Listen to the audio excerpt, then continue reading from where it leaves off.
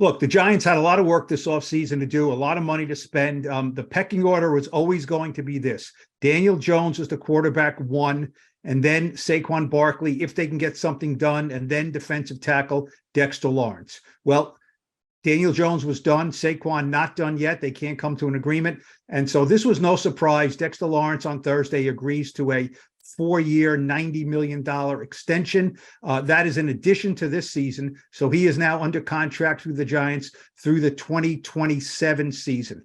Where does that put Dexter Lawrence? Pretty high. It puts him tied for third among all defensive tackles. No one was ever going to touch Aaron Donald. He was in a different stratosphere. The guy that Dexter Lawrence was trying to beat was Jeffrey Simmons from the Titans, an average of $23.5 million a year. Dexter didn't quite get there. Not going to have any raffles for Dexter, though. He's getting $22.5 million average per year. That's the exact same as Daron Payne of the Commanders.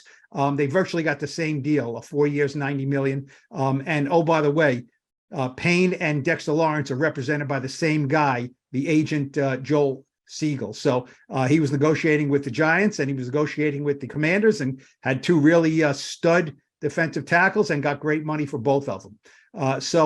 Look, Dexter Lawrence picked a great time to have a great year. This past year, 2022, he set career highs in tackles for loss, sacks, and quarterback hits. Quarterback hits and sacks, he was way above his previous 3 years. So, he had a great year in his contract year. And also numbers to know about Dexter Lawrence that the Giants really liked: 16, 16, 16, 16. Games played in his 4 years. The guy does not miss time. He likes to be called Sexy Dexy. He's about 340 pounds. Sexy Dexy got a sexy contract. Now, what does this mean for Saquon Barkley? I don't really think a whole lot. Saquon is in a different category. Back at the bye week, let's remember this. Back at the bye week in early November, the Giants and Saquon got together and they offered him a 3-year deal averaging about $12.5 million a year.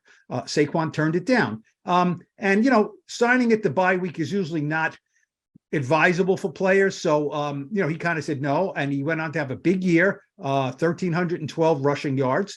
Career high for him. Giants did well. They made the playoffs. Saquon did well, stayed healthy for only the second time in a full season of his 5 years. After the season, the Giants come back and they sweeten the pot a little bit. I think they got up to around $13 million a year average.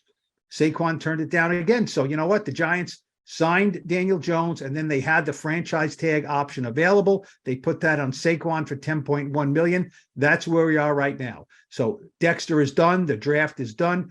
Joe Shane said he will circle back to Saquon. That original deal for $13 million a year is off the table.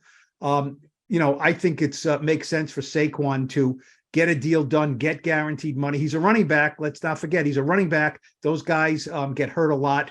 Saquon right now has not signed his tender for $10.1 million. So I think cooler heads will prevail and they will get something done. But you never know. If Saquon and his representatives want to hold out for more, then he's going to have to play on the tender and they'll take their luck next year. But look, the Giants got their big guy, Dexter Lawrence, signed.